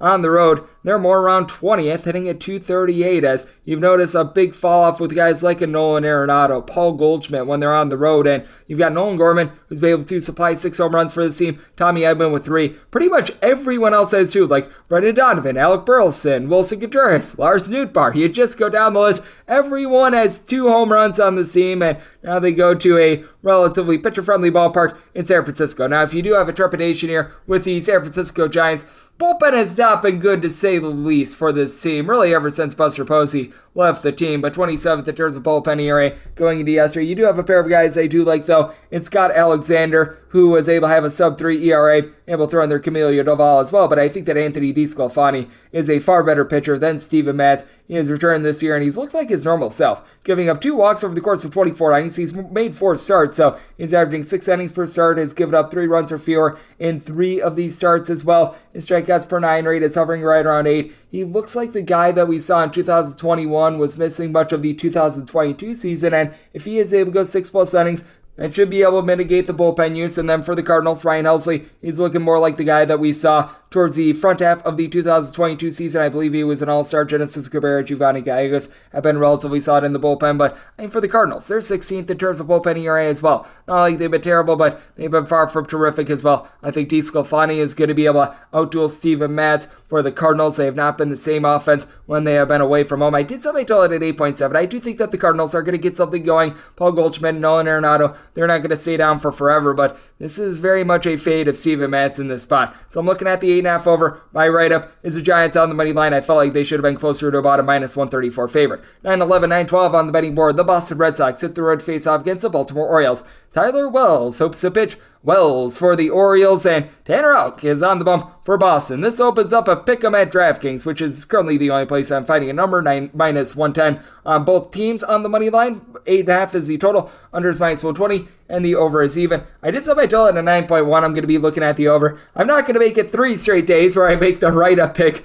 the over in this series, but that said, you do take a look at both of these starters, and I do think that they're relatively okay. Now, with Tyler Wells, what has really been hurting him is that he's pitched quite well on the road. He hasn't necessarily pitched as well at home. At home last year, he had a 4.79 ERA compared to a 3.81 ERA on the road. A lot of it has to come down to hard contact. Last year, gave up right around 1.5 home runs per 9 innings when he was at home. Meanwhile, Tanner Houck, he's always been better as a starter. His ERA is actually significantly better as a starter than it is coming out of the bullpen. Last year, they were trotting him out coming out of the bullpen a lot, and you could tell that he just wasn't necessarily comfortable there, but he had a .82 ERA when he was on the road last season, gave up just 1 home run across 29 and 2/3 innings, so I do like his upside in this spot, though I did set the Orioles as a bit more of a favorite because I fully expect a lot of regression with this Boston Red Sox bullpen. They entered into yesterday, actually in the top 10 in the big leagues in terms of bullpen ERA thus far this season. I'm just not finding it with these guys. Your most trustworthy guy right now is Kenley Jansen, and anyone that's been on baseball knows how big of a sweat it is when Kenley Jansen is in any game. John Schreiber is relatively solid in the bullpen, but you got guys like Ryan Brazier, Brendan Bernardino, Caleb Ort, Richard Blyer. Then you do have to have faith in it. That's a relatively tough situation now for the Boston Red Sox. This lineup is at the top very good. Masataka Yoshida all of a sudden has really been able to find a multi-hit games in 3 straight days. Ever since that 8th inning of the game against the Milwaukee Brewers, this guy has been as hot as lava. You got the grand slam yesterday out of Jaron Duran, something that you just absolutely love to see. Alex Verdugo's hitting above a 300. Rafael Devers has been able to about a 255, but he's got 9 home runs for the team. But for the Baltimore Orioles, you've got a pair of guys in Cedric Mullins, Levant Ode Mateo. They are the best base stealing duo currently in all of baseball. The rule changes have helped them out. You've got Mateo, who's also hitting at 350. Anthony Santander has been a little bit banged up, but he had 30-plus home runs last season. Ryan Mountcastle, he's been able to supply 6 bombs this far this season as well. And for the Orioles, they're currently a top 5 team going into yesterday in terms of bullpen ERA. Now, Kyle Bradish got lit up like a Christmas tree yesterday, but you got guys like Cianel Perez, Keegan Aiken, Mike Baumann that were all relatively solid for this bullpen last season. They pick up Danny Columbi, who last season was pitching over at the Minnesota Twins. And for the Twins last year, I actually had a .46 ERA and relatively limited small sample size, but I do like his overall upside. And then when it comes to just the starters in Tyler Wells and Tanner Houck, I do think that Wells is going to be able to find it just a little bit more. He's looked like a bit of an improved pitcher thus far this season. He's only given up 2 walks in 23 1/3 innings. Not a guy that's going to go out there and get a lot of swing and miss. Tanner Houck, he's going to get more swings and misses, but he's also going to knock himself out of the game a little bit earlier because he just hasn't made as many starts for 1, and 2, his walks per 9 rate hovering right around at 3.5. So I did set my total at a 9.1. I do think that you're going to get runs in this game. Going to be taking a look at the over, and with the Orioles, set them at a -137 on the money line. So I'm going to be willing to lay the -110 on the Orioles and take a look at the 8.5 over. 913, 914 on the betting board. The Chicago White Sox at the road face off against the Toronto Blue Jays. Yusei Kikuchi is going to be going for the Jays, and Michael Kopech is on the bump for the White Sox. And the Southsiders are anywhere between +155 and +162 underdogs. Between -172 and -185 is your number on Toronto. 9.5 is your total. Under is -115. The over is -105. And if you're looking at the Jays run line, find that at a +110. I was willing to take even money or better on the Blue Jays run line. I set them at a -178 on the money line. I'm seeing more value in the run line, especially with just how terrible the Chicago White Sox bullpen is. Out of 30 teams in the major leagues right now, White Sox are 28th in terms of bullpen ERA at a 6.10. You've actually gotten some halfway decent innings out of Keenan Middleton. I like the way that he's been able to pitch for this team. And then I believe that it is Gregory Santos who's been able to do a relatively okay job as well. But past that, you just really haven't been able to get much of anything else going. Jake Diekman, Aaron Bummer. I mean, that's a guy that's living up to his name. Reynaldo Lopez, Jimmy Lambert. These guys have all been highly unreliable. And Michael Kopech, he has been very good at giving up home runs this year. 8 bombs surrendered in 20 2/3 innings across his 4 starts. His walks per 9 rate is hovering right around 6. Like last year, Yusei Kikuchi had a walks per 9 rate that was right around 5, but he's revamped himself a little bit. Yusei Kikuchi still posting up a 3.80 ERA. It's not like he's some dominant starter or anything like that, but he has given up 1 run in 3 out of his 4 starts thus far this season. So he looks like a bit of a transformed pitcher. He's still able to get some relatively good swing and miss stuff. Last year he had a little bit north of 10 punch outs per 9 innings. That sound just a touch this season, but still able to do a relatively solid job on that front. And I honestly do think that maybe taking a little bit off of his swings and misses might not be the world's worst thing, because that means a little bit more command for him. And this is a bullpen in the Toronto Blue Jays that you're able to trust in, other than Anthony Bass says he might find himself in a bit of a buttery situation. We saw that with the popcorn, but you got Zach Pop, who I like in this bullpen. Tim Mays, Jordan Romano has been a nice closer. And for the Toronto Blue Jays, they entered in right around league average for the Tuesday game in terms of total home runs, and you know that this is going to turn around. You've got a Blue Jays team that they've got absolute thumpers in this lineup. You've got Vlad Guerrero Jr., who's been able to do an amazing job of reaching base, even though the home runs have not necessarily been there early on in the season. As a matter of fact,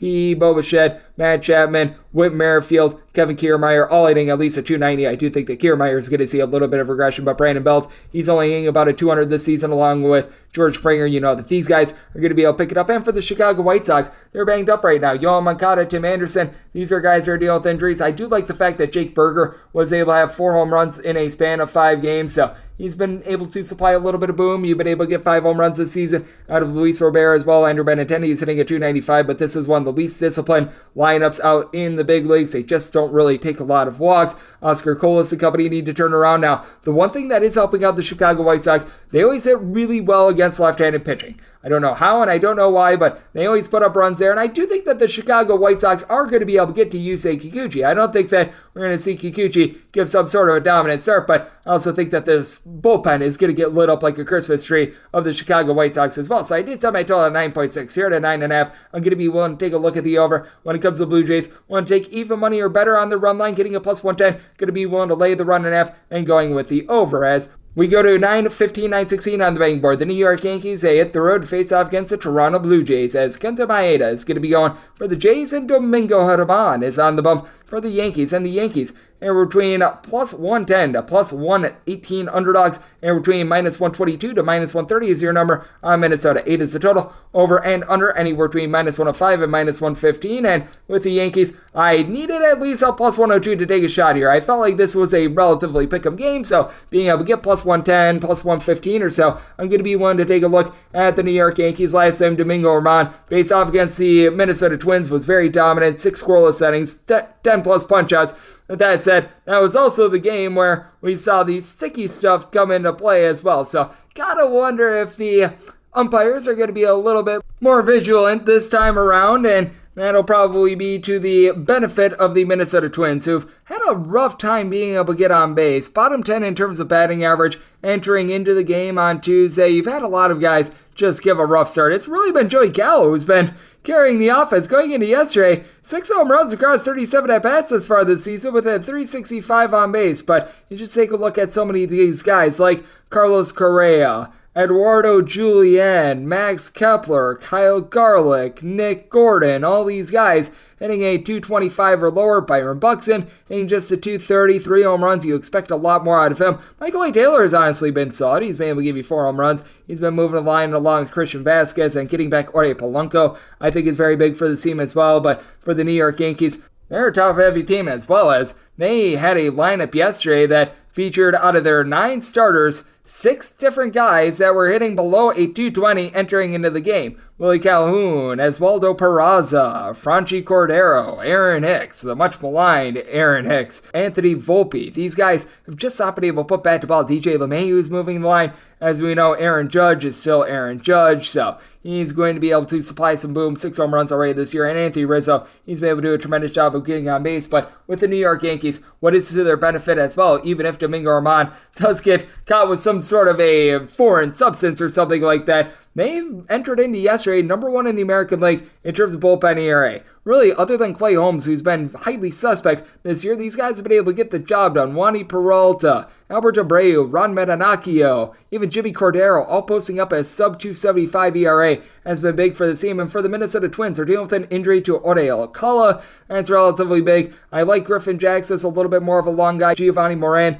these guys have been able to do a nice job, but now you're looking at like Brock Stewart coming out of the bullpen as well. And when it comes to Kenta Maeda, he missed the entirety of the 2022 season, which was relatively rough. And thus far this season, the team has lost his 3 starts. He just hasn't been able to deliver a lot of length. He's coming off of a 2-inning start against the Boston Red Sox. I think that was the rain game, but it's been very interesting to take a look at this Minnesota Twins team because they've had to go to the bullpen a lot for Kenta Maeda. His command has very much been there, and he looks quite a bit like the guy that we saw in like 2019-2020. He's not fully back, but I do think that he looks relatively okay. I think that he's going to be able to land an okay start in this circumstance, but I do think that the Yankees are going to be able to put bat to ball. Yankees actually entered into the game on Tuesday, the top under team in all of baseball. I think that that's going to turn around a little bit. So I told it at 8.1. Looking at the over in this spot, even with it being a bit pitcher friendly in April in Minnesota, but we had a plus 102 or greater. Looking at the Yankees money line to go along with that over 917, 918 on the betting board.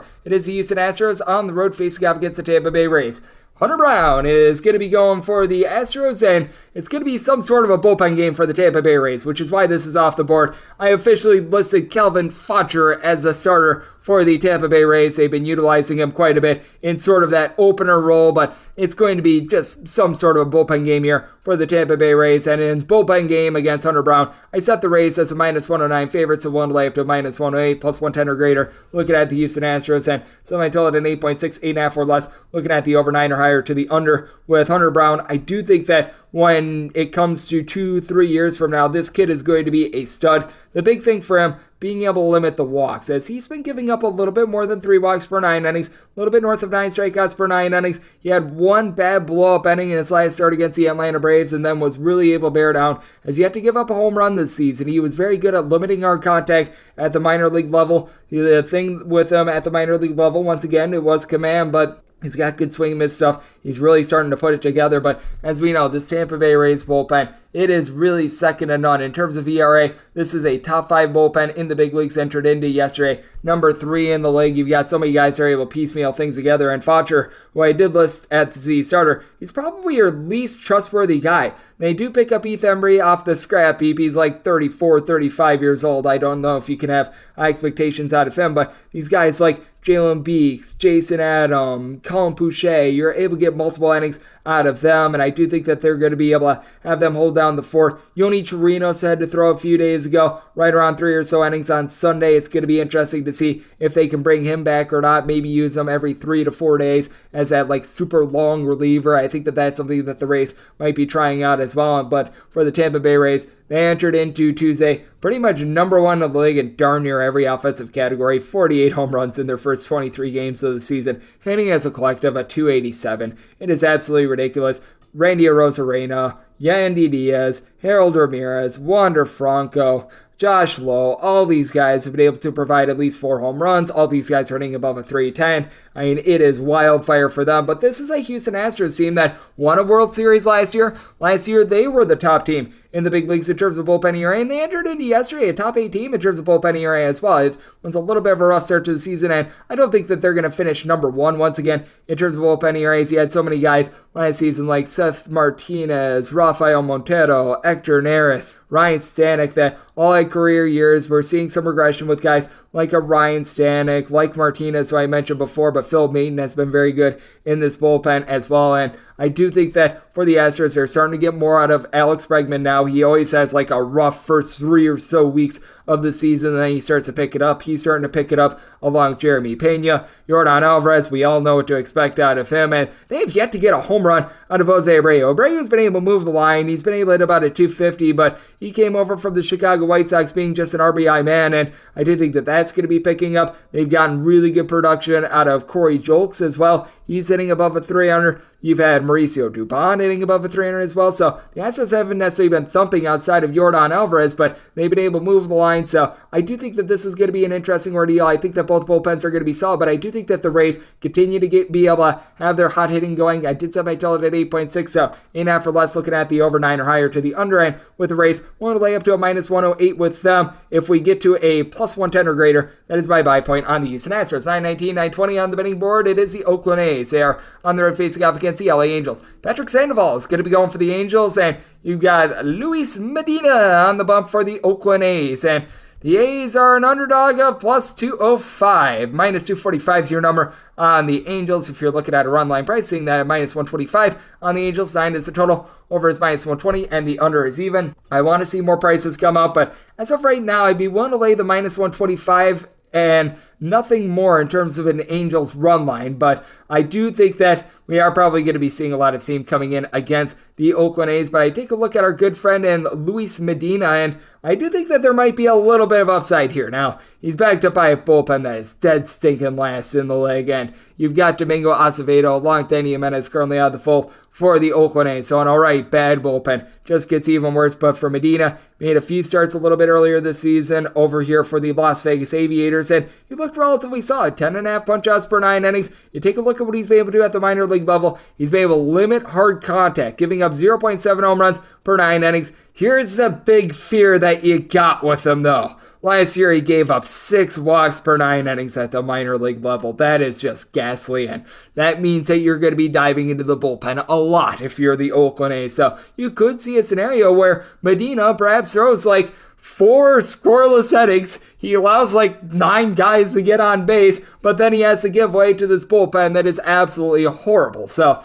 that is a little bit of the fear that you run there. Meanwhile, for Patrick Sandoval, he was a little bit loose with it last season as well. Last season, right around 3.5 walks per 9 innings. But for Patrick Sandoval, he's been able to do a great job of limiting hard contact in really the last 2 seasons. Last 2 seasons, right around 0.6, 0.7 home runs per 9 innings. Thus far this season has made just 1 start at home, and I was in person for that. Gave up 1 run in 6 innings against the Toronto Blue Jays. So he has looked good, giving up 12 walks in 18 and 2/3 innings. Not a recipe for success. Needs to kick up the swing and miss stuff a little bit, right? 8 punch-outs per 9 innings, but all in all, he's been able to do the job for the Angels. As surprising as it is, if you take a look since the All-Star break of the 2022 season, this is about a league average bullpen. It's really starting to regress right now. I actually really like Matt Moore. He's had a sub-2 ERA since the beginning part of last season, but these guys like Andrew Wands, Austin Warren, Aaron Loop, they are not good. Carlos Estevez might actually be your top reliever right now, and he was never really that great with the Colorado Rockies. As we know, with the LA Angels, this team is able to thump it. When you've got Mike Trout, Shohei Ohtani combining for 10 home runs, both of these guys doing an amazing job of moving the line, that's big for you. But you do have a few dead bats as well. They were able to get going on Monday against the Oakland A's, but guys like Luis Renifo, along with Matt Theus, Brendan Drury, hitting at 215 or lower. Taylor Ward is hitting at 220 as well. That's a little bit rough. I do think that Ward is going to be able to pick it up. Their young rookie shortstop, and Zach Neto, has been showing a little bit of upside recently as well. And for the Oakland A's, they hit absolutely horribly at home, which does make their offense look a little bit worse than what it is. Going into yesterday, it's an A's team that was hitting about a 253 away from home. You've had Jesus Aguilar, Shea Langolaris, and Brent Rooker combined for 11 home runs on the road thus far this season in 11 games going into yesterday. So that's something that you are able to look at. There's some upside there. Esterio Ruiz is hitting about a 275 now. Guys at the bottom of the fold, Jace Peterson, along with Ryan Noda, Tony Kemp, Kevin Smith, they're all hitting a 220 or lower, which is not necessarily too terrific, but I do think that you're going to be able to get a great start out of Patrick Sandoval. I think that he's going to be able to hold down the Oakland A's a little bit more in this ordeal, so willing to lay up to a minus 125 on the Angels run line. Did set my total at 8.7, so here at a 9 would also be taking a look at this total under 921, 922 on the betting board. The Texas Rangers set the road face off against the Cincinnati Reds. Yes, we're on to Cincinnati, who's under Graham Ashcraft getting the start for them, and 55 Shades of John Gray goes for the Texas Rangers. 9 is the total, over and under anywhere between minus 105 to minus 115 with Texas. They are back to being between minus 128 and minus 135 favorites, and between plus 112 and plus 120 is your number on the Cincinnati Reds. And with Texas, I set them at a minus 135. So seeing a lot of minus 130, I'm going to be willing to lay the money line. Don't really want to get into the run line, but with the Texas Rangers, this team is a top 6 bullpen in terms of ERA. Jonathan Hernandez, Brock Burke, throwing their Jose Leclerc, they all had sub-3 ERAs last season. You've been able to have Cole Reagans be able to give some good innings out the bullpen as well after he was a starter a season ago. They're still dealing with the injury to Corey Seager, but I do think that John Gray is going to be able to go out there, lend a relatively solid start, as thus far this season he's actually had a little bit of a better ERA on the road than he has at home, has had a little bit of a tough time with hard contact, giving up 4 home runs in 19 and a third innings, and did have that issue last season as well. Good news for him is that even though Great American Ballpark, it is a little bit of a bandbox, got a Reds team that they did not return a single guy that had more than 12 home runs a season ago. And right now, Joey Vosler and his 3 home runs is leading the way for this team. This is a Cincinnati Reds team that just has not been able to generate any offense. If they didn't play at Great American Ballpark, it would be even worse. Now, you do have a few guys moving the line. Jonathan India, Spencer Steer, TJ Friedel, they all entered into yesterday. I think above 285. Tyler Stevenson 2 seasons ago hit above a 300 as well, but Will Myers looks completely washed. He's hitting right around 225. And then Stuart Fairchild, Jake Fraley, Kevin Newman, Nick Senzel, Fosler, I mentioned before, all entered into yesterday, hitting a 200 or lower. And then for the Texas Rangers, the Corey Seager injury hurts, but you got Adolis Garcia, Nate Lowe, both hitting between about a 250 to a 260. Marcus Semien has supplied 4 home runs over the last 10 days. He's starting to heat up. Jonah Heim has been able to do a nice job being able to reach base, 375 on base. He's solid at the catcher spot. Ezekiel Duran, he's been able to hit nearly a 300 this season. And for Graham Ashcraft,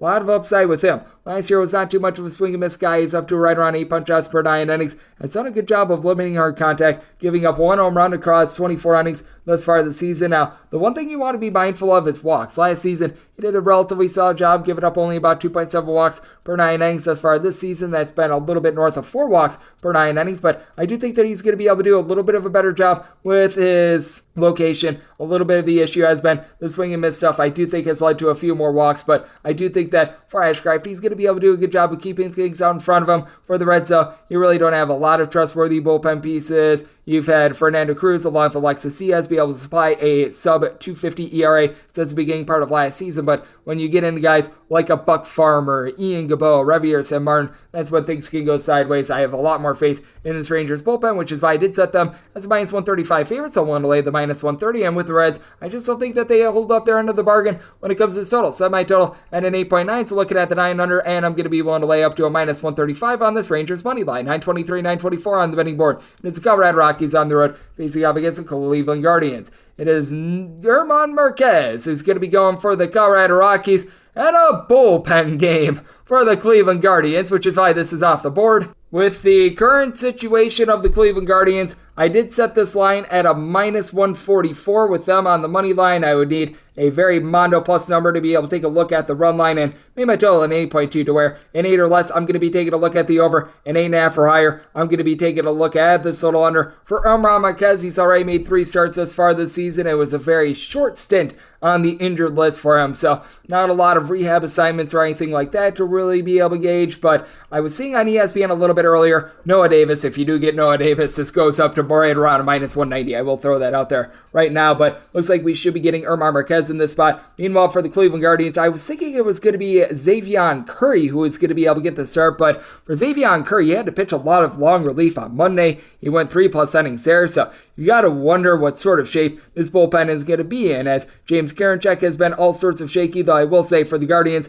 number 1 team in terms of bullpen ERA since the All-Star break of the 2022 season. Eli Morgan by trade was a little bit of a starter. He, Nick Sandlin, Trevor Steven, Aniel De Los Santos, along with also Emmanuel Clase, also applied a sub-3.3 ERA last season. And De Los Santos actually used to be a little bit of a starter as well, but he got used up in the game yesterday as well. So it's very murky as to what the Guardians are going to be able to do here. What is not murky, though, is that the Cleveland Guardians are not putting bat to ball. They are currently dead last in the American League in terms of total home runs. And for the Cleveland Guardians, this team has scored 3 runs or fewer over the last week and a half. Ever since that Sunday game on the 16th against the Washington Nationals, they have exceeded 3 runs once. And they've been taking on this Colorado Rockies team that they're a little bit improved with their bullpen. They bring in Brad Hand, Brent Suter, someone they like in the bullpen. Pierce Johnson has not necessarily worked out for them thus far this season, but they get back Daniel Bard from injury as well. But it's still a very suspect team. And for Omar Marquez, he's always been a relatively rock-solid pitcher. I don't know what we could expect from him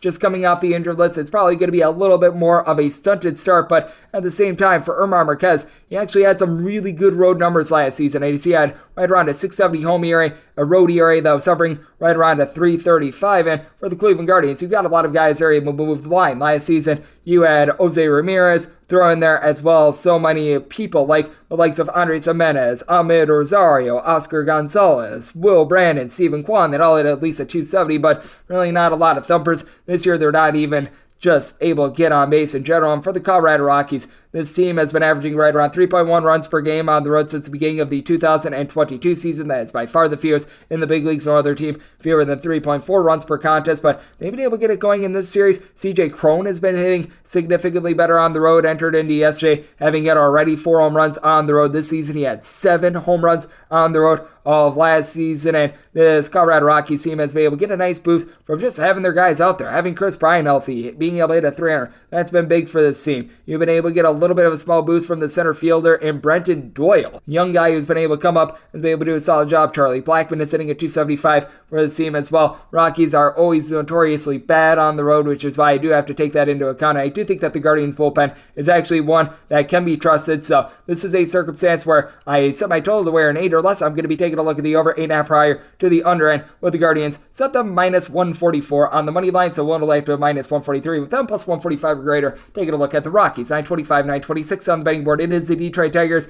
They hit the road face-off against the Milwaukee Brewers. Freddie Peralta is going to be going for the Crew, and Michael Lorenzen is on the bump for the Detroit Tigers. The Tigers are anywhere between plus 180 and plus 195 underdogs. Meanwhile, with the Crew, it's anywhere between minus $2 and minus 215. 8 to 8.5 is the total on the 8.5. Under is minus 120. The over is even on the 8. Over is minus 120. The under, it is even. And if you're looking at the Brewers run line, anywhere between even money and minus 105 was one to lay up to a minus 120. With this Brewers run line, that is where I am going to be looking on that Brewers run line. You've got Freddie Peralta getting the swings and misses that we all saw from him when he was an all-star in 2021. ERA is right around at 3.97, but 23 punch-outs and 22 and 2/3 innings. Has always been having a little bit of an issue with the walks, even when he was an all-star 2 seasons ago. He saw north of 3 walks per 9 innings. In the last 2 starts, less than savory. A combined 10 and 2/3 innings against the Red Sox and the San Diego Padres. 9 runs, 2 home runs allowed in those 2 starts. I do think they should bounce back against a Detroit Tigers team that thus far in the series has gotten to 4+ runs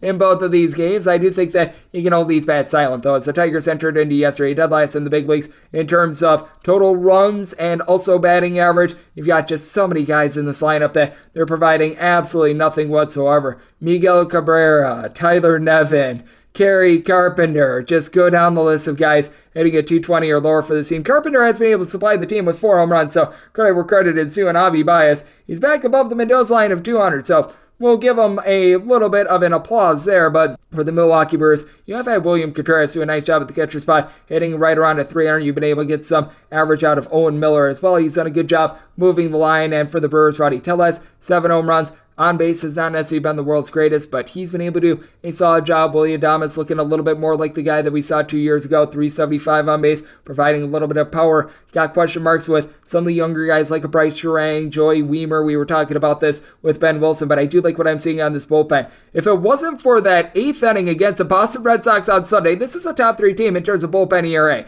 And the guys that gave up those runs in Matt Bush and also Javi Guerra, they are currently not with the team. So Joel Payamps, along with someone like Jay Cousins, Alex Claudio, they're now in the fold. That's good for the team. Peter Strzelecki has been a good bridge guy to be able to get to Devin Williams. And for the Detroit Tigers, last year they had a lot of guys that you could rely upon in the bullpen, like Andrew Chafin, Michael Fulmer, Gregory Soto. Now you've got Jose Cicero, who last year was relatively solid. Alex Lang is able to give you a couple of okay innings, but it's a lot more murky there. And for Michael Lorenzen, just not a lot of faith in him. He had nearly 4 walks per 9 innings last season. He's not necessarily the world's greatest swing and miss guy either. He's given up 2 home runs in his first 9 starts of the season, coming off of 5 scoreless on the road against the Baltimore Orioles. Also gave up 6 runs in his first start against the San Francisco Giants at home in a very pitcher-friendly environment as well. And last season, while he was with the LA Angels, just very badly struggled. He had an 8-6 record, but he had a 4.24 ERA when it came to trying to pitch on the road. He just wasn't able to do so with north of a 5 ERA, so I've got massive question marks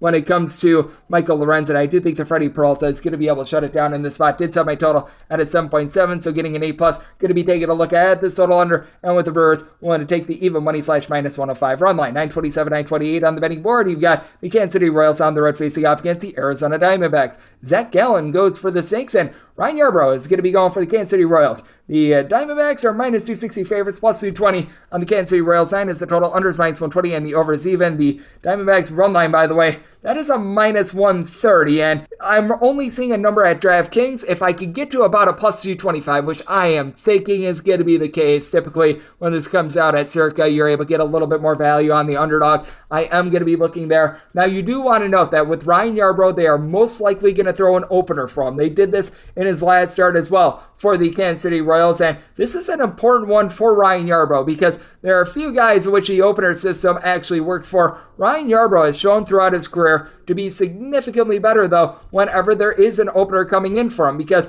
if you take a look at his numbers as a starter, he has not been good, to say the least. A 10-20 record, a 4.75 ERA. ERA falls to a 4 when he's coming out of the bullpen. His strikeouts to walk rate, it is a little bit more suspect when he is coming out of the bullpen, but coming out of the bullpen as well, his home runs per 9 rate is significantly better as well. So I do think that is something intriguing to take a look at for the Kansas City Royals. They don't necessarily back him with the world's greatest bullpen, 29th out of 30 teams going to yesterday. So you do have your questionability there. And for the Arizona Diamondbacks, this team had the best batting average at home going into the game yesterday. So they've been able to do a nice job getting bat to ball. They're not generating a lot of power. Corbin Carroll's been able to give you 4 home runs this far this season, but he, Ketel Marte, both hit a 282 going into yesterday. Josh Rojas, Gabriel Moreno have been able to hit about a 290. Geraldo Perdomo has been able to hit a 367 as well. Really, everyone other than Alec Thomas has been able to hit for the team. Christian Walker hitting just a 240. Got to expect that to go upward. And for the Kansas City Royals, I mean, it's just dead bat upon dead bat going into yesterday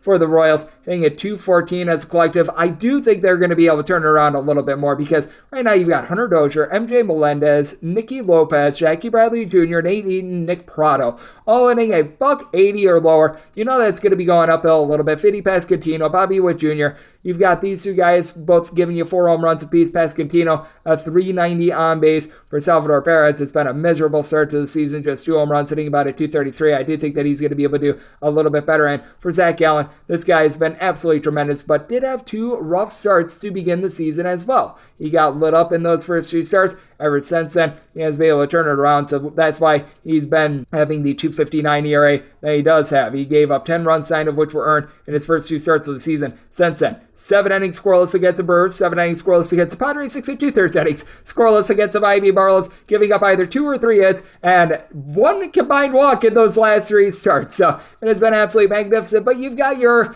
landmines with regards to this Arizona Diamondbacks bullpen as well. They do pick up Andrew Chafin and Miguel Castro in the offseason. Kyle Nelson had a sub-3 ERA last season, but Jose Ruiz, he's had a very, very bad season. Actually began that season with the Chicago White Sox. Kevin Ginkel is someone that I'm not bought into as well, and I do think that possibly bringing in an opener for Ryan Yarbrough could be solid for him. If I'm able to get the plus 225-ish, I'm thinking that I'm going to get with the Royals. I'm going to be looking there, and I did set my total at 8.3. Getting a 9, I think, is way too high with this Royals offense. So looking at the 9 under and a 222 or higher with the Royals, and we wrap things up with 929, 930 on the betting board. It is the Philadelphia Phillies playing against the Seattle Mariners. You've got Logan Gilbert going for Seattle, and Taijuan Walker is going to be on the bump for the Phillies. The Phillies are very slight underdogs, anywhere between even money and minus 105. Meanwhile, for Seattle, they're anywhere between minus 115 and minus 105. 8 to 8.5 is the total on the 8. Over is minus 120. The under is even on the 8.5. Under is minus 120, and the over is even. I set my total at 8.4. I would rather have an 8 over rather than an 8.5 under. Only 8 that I'm seeing is currently at DraftKings. I am out here in lovely Las Vegas. I do not have access to DraftKings, so I'm currently taking a look at an 8.5 under, but with the Phillies, I do feel like they should be a minus 107 favorite, so being able to get them right around even money or so, I'm going to be willing to take a shot on the money line. For Logan Gilbert, he's been very solid for the Seattle Mariners ever since he's come up to the big league level. He's been very fortunate on balls in play. Now, swing and miss stuff is up significantly this year. He's been able to get right around 10.5 punch-outs per 9 innings, and the command has been there as well. 2 walks or fewer in all 4 of his starts thus far this season. 4 walks across 22 2/3 innings. He did give up 2 home runs in his last start against the Milwaukee Brewers, so you've got a little bit of trepidation there. Home and road splits relatively equal over the last 2 seasons, as he had a 3.16 road ERA compared to a 3.25 ERA at home. A season ago, he was giving up about 1 home run per 9 innings a season ago, and last year he was getting more like 8 strikeouts per 9 innings, so it's good to see more swing and miss out of him. For Taijuan Walker, his swing and miss stuff has diminished a little bit, and he does need to clean it up with the walks. He's been giving up north of 4.5 walks per 9 innings, but I do think that he's going to be able to do so. You go back to his 2022 numbers, and he was giving up more around about 2.8 or so walks per 9 innings, and home and road he was relatively steady, which is big because he was not pitching for the Philadelphia Phillies a season ago. But for Taijuan Walker, he does a good job of being able to limit hard contact. And for the Seattle Mariners, this team last year, they were 3rd worst in the big leagues in terms of batting average. They're back in the bottom 5 in terms of batting average right now, as you've got a very top-heavy lineup. Jared Kelenic, another big home run for the team yesterday. He and Teoscar Hernandez have combined 13 home runs thus far this season. For Hernandez, not providing a lot of on-base, hitting about a 245, but he's been able to supply the boom. And Eugenio Suarez, he's been able to hit about a 260, but he's got just 2 home runs his batting average just is very unlike him. So I do think that that's going to be seeing a bit of regression. And then you've got a lot of guys like Cal Raleigh, Jose Cabrera, along with someone like a J.P. Crawford. These guys hitting at 230 or lower. That's rough. A.J. Pollock, Colton Wong have not been able to find it all season long. Kelenic has been amazing, hitting above a 300, and you've got Julio Rodriguez hitting at 235. Should see some progression there, but for the Philadelphia Phillies, they entered into yesterday #1 in the National League in terms of batting average with Armando Sosa, Christian Pache, Brandon Marsh, Bryson Stott, all hitting above a 300. London Castellanos, Trey Turner down for what? He's been able to about a 285. Not a lot of power with this lineup. You'll be able to have Kyle Schwarber be able to supply some boom with 5 home runs. And for the Philadelphia Phillies, it is a pretty highly suspect bullpen, though. Jose Alvarado has been able to shore up that closer spot. And I do think that after a rough start to the season, Sir Anthony Dominguez and Gregory Soto are going to be able to turn it around a little bit, but you still employ Craig Kimbrell, and you just get what you deserve there. Meanwhile, for the Seattle Mariners, they're currently without Andres Munoz, so Paul Sewell, Penn Murphy, they both had a sub-3 ERA last season. Diego Castillo's a little bit of a roll of the dice, but they also did have to use Matt Brash in a high leverage spot yesterday as well. So being able to get the Philadelphia Phillies at right around even money, -105 or so, I'm going to be taking a look at the Phils. Set my total at an 8.4, so here at an 8.5. Also going to be taking a look at the under, and that will wrap things up for the Wednesday edition of the Baseball Betting Show, now part of the VSiN family podcast. A big thanks to Ben Wilson, who does amazing work here at VSiN, for joining me in the last segment. If you do like hearing from this fine podcast, the Baseball Betting Show, you're able to subscribe wherever your podcasts, Apple Podcasts, Google Play, Spotify, Stitcher, and TuneIn. If you have a question, comment, segment idea, what have you for this podcast, you do have one of two ways we offer those in. First one is my Twitter timeline at @GNN_D1. Keep in mind, letters EM. Maybe it does not matter. As per usual, please do send these into the timeline, and the other way is find an Apple Podcast review. If you rate this podcast 5 stars, it is very much appreciated. From there, you are able to fire on whatever you'd like to hear on this podcast via that 5-star review. Coming at you guys every single day throughout the baseball season. That means I'm coming at you once again tomorrow. Thank you so much for tuning in.